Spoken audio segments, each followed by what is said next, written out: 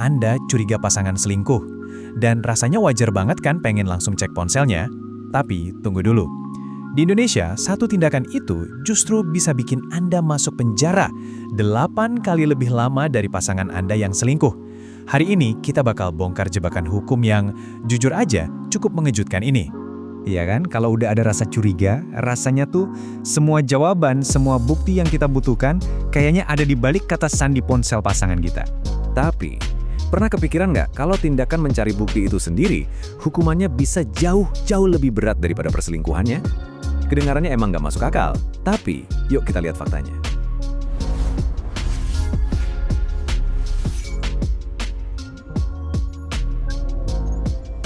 Pernah nggak sih Anda curiga pasangan selingkuh, terus ada dorongan kuat banget buat ngecek HP-nya?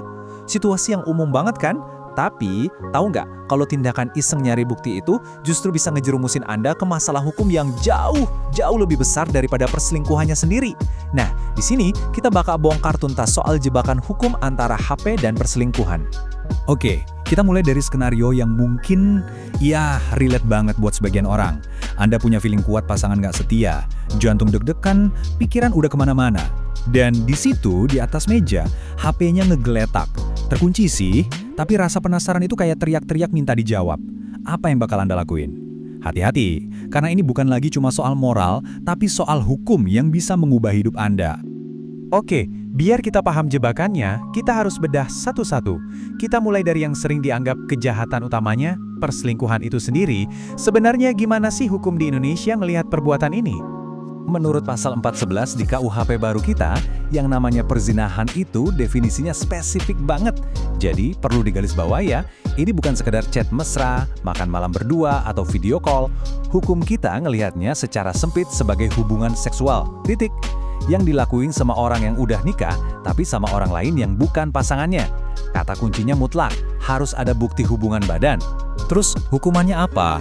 Kalau perzinahan ini kebukti di pengadilan, ancaman pidana penjaranya maksimal cuma 1 tahun. Yap, Anda nggak salah dengar, 1 tahun. Coba tolong ingat-ingat angka ini ya. Selain penjara, ada juga ancaman denda. Maksimalnya 10 juta rupiah, atau yang disebut denda kategori 2.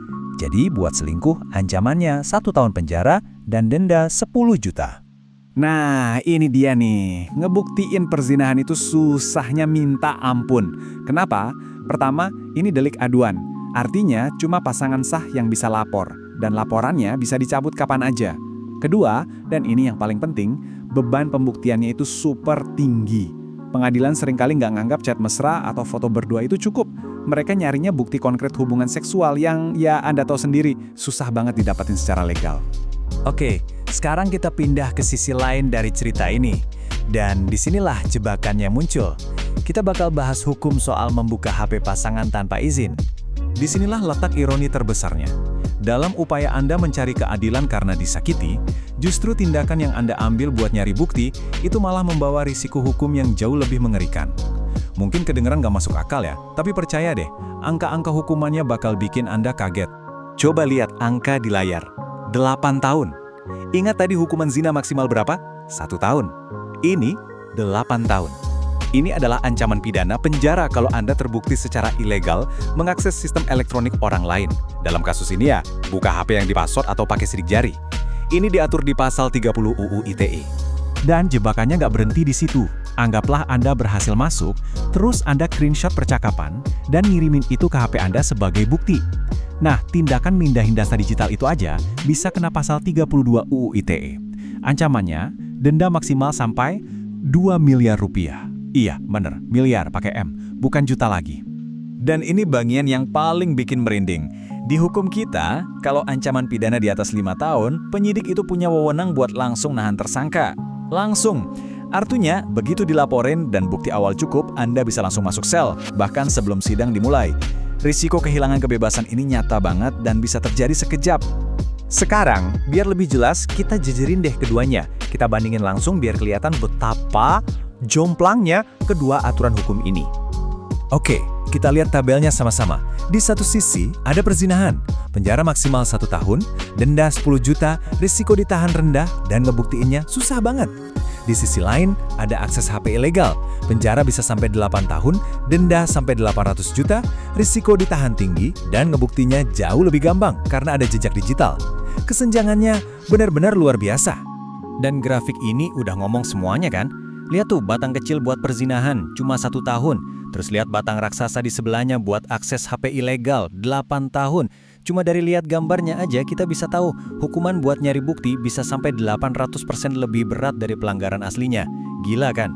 Tentu sekarang Anda bertanya-tanya, loh kok bisa gini? Kenapa hukumnya kayak nggak adil? Apa sih sebetulnya logika di balik ketimpangan yang aneh ini? Ayo kita coba pahami alasannya. Ini dia argumen yang paling sering muncul. Dan, jujur, kedengarannya masuk akal banget. HP-nya kan kami beli pakai uang bersama, itu harta gono gini, masa saya nggak boleh buka?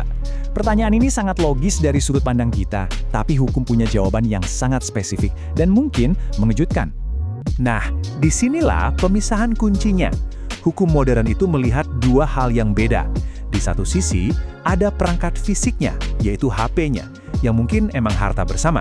Tapi di sisi lain, ada data digital di dalamnya. Semua akun, chat, email, foto, itu dianggap ranah privasi pribadi si pemilik akun. Jadi, kepemilikan fisik barangnya nggak otomatis ngasih hak akses ke data pribadinya. Analoginya gampang banget sih.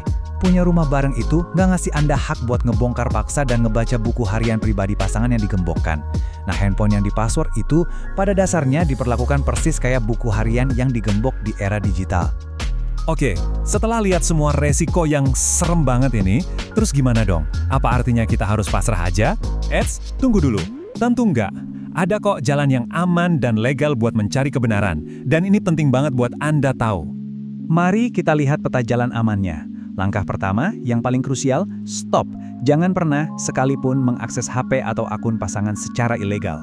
Kedua, tahan diri. Jangan screenshot bukti terus disebar, karena itu bisa jadi bumerang hukum baru buat Anda. Ketiga, cari bukti lain. Fokus ke bukti yang sah, misalnya saksi, struk pembayaran, atau rekaman CCTV. Dan langkah keempat yang paling bijak, konsultasi. Ngobrol sama pengacara buat paham semua pilihan legal yang Anda punya. Pada akhirnya, kita kembali ke pertanyaan mendasar. Saat rasa keadilan versi kita sendiri bertabrakan dengan aturan hukum yang kaku, jalan mana yang bakal kita pilih? Ini adalah persimpangan yang rumit antara emosi, teknologi, dan hukum, di mana satu langkah yang salah, akibatnya bisa fatal. Gak ada jawaban yang gampang, tapi semoga obrolan kita kali ini bisa bantu Anda menavigasi jalan itu dengan lebih bijak. Terima kasih sudah menyimak.